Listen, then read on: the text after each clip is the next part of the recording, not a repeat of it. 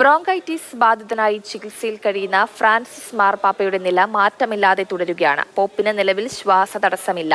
എന്നാൽ ശ്വാസകോശ അണുബാധയ്ക്കുള്ള ചികിത്സ തുടരുകയാണ്. മാതൃഭൂമി ന്യൂസിന് വേണ്ടി അധ്യാപകനും മാധ്യമപ്രവർത്തകനുമായ പ്രൊഫസർ ജോസ് വി ഫിലിപ്പ് വത്തിക്കാനിൽ നിന്നും ചേരുകയാണ്. റോമിലെ വത്തിക്കാനിന്റെ സെന്റ് പീറ്റേഴ്സ് സ്ക്വയറിൽ നിന്നാണ് ഞാനിപ്പോൾ ഈ വാർത്തകൾ നിങ്ങൾക്കായിട്ട് നൽകുന്നത്. ഫെബ്രുവരി 14 മുതലാണ് മാർപ്പാപ്പ ജെമല്ലി ആശുപത്രിയിൽ അഡ്മിറ്റ് ചെയ്തിരിക്കുന്നത്. 88 വയസ്സായിട്ടുള്ള മാർപ്പാപ്പായ്ക്ക് നമുക്കറിയാം വാർദ്ധക്യപരമായിട്ടുള്ള ബലഹീനതകളുണ്ട്. അപ്പോൾ അതിൻ്റെയൊക്കെ കൂടെ അതെല്ലാം തരണം ചെയ്തുകൊണ്ടിരുന്നപ്പോഴാണ് ഈ നമ്മളുടെ ന്യൂമോണിയ അദ്ദേഹത്തെ ബാധിച്ചത്. അപ്പോൾ ന്യൂമോണിയ ബാധിച്ചത് ബിലാറ്ററൽ ഇൻഫെക്ഷൻ മുഖാന്തരം എന്ന് പറയുമ്പോൾ ലങ്സിന്റെ 2 വശങ്ങളിലും അത് ബാധിച്ചിരിക്കുകയാണ്. അതുകൊണ്ട് അവിടെ നടക്കാൻ പോകുന്നത്, അതായത് അവിടെയുള്ള കൊച്ചു കൊച്ചു ദ്വാരങ്ങളിൽ അവിടെ പഴുപ്പ്, അതുപോലെ തന്നെ ലിക്വിഡ് നിറയുകയും ഓക്സിജനൈസേഷൻ നടക്കാതെ വരികയും ചെയ്യുന്നു. പക്ഷേ ഇതിന് പകരമായിട്ട് അദ്ദേഹത്തെ ഓക്സിജൻ വേറെ മറ്റുള്ള ഉപകരണങ്ങൾ കൊണ്ട് സപ്ലൈ ചെയ്യണം. അതിനു വേണ്ടിയിട്ടാണ് ആൾത്തിഫ്ലൂസി എന്ന് പറഞ്ഞ ആ ഒരു ഹൈ ഫ്രീക്വൻസിയിൽ ഓക്സിജൻ കൊടുക്കുകയും അതിൻ്റെ ടെമ്പറേച്ചർ കൂട്ടുകയും കുറയ്ക്കുകയും ചെയ്യാവുന്ന ഒരു മെഡിക്കൽ ഡിവൈസാണ്.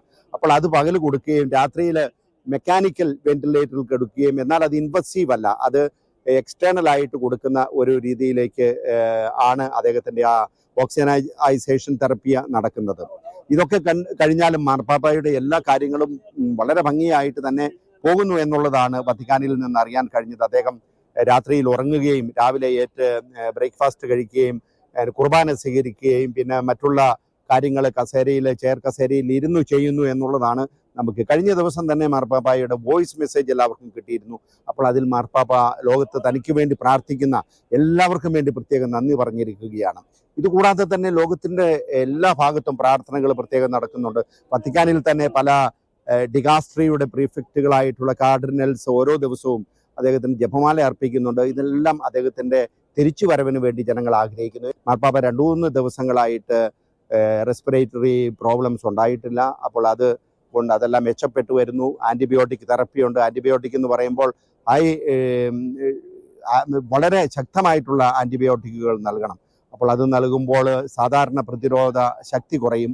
അപ്പോൾ അതനുസരിച്ച് മറ്റുള്ള അവയവങ്ങളിൽ പ്രോബ്ലം ഉണ്ടാകും. ഇതൊക്കെ മനസ്സിലാക്കിയിട്ട് വേണം ചെയ്യുവാൻ. അപ്പോൾ അതിന് തീർച്ചയായിട്ടും വളരെ ഫേമസ് ആയിട്ടുള്ള വളരെ എക്സ്പേർട്ട് ആയിട്ടുള്ള ഡോക്ടേഴ്സ് തന്നെയാണ് അദ്ദേഹത്തിൻ്റെ ചികിത്സ നടത്തിക്കൊണ്ടിരിക്കുന്നത്. വത്തിക്കാനിൽ നിന്ന് ജോസ് ഫിലിപ്പ്.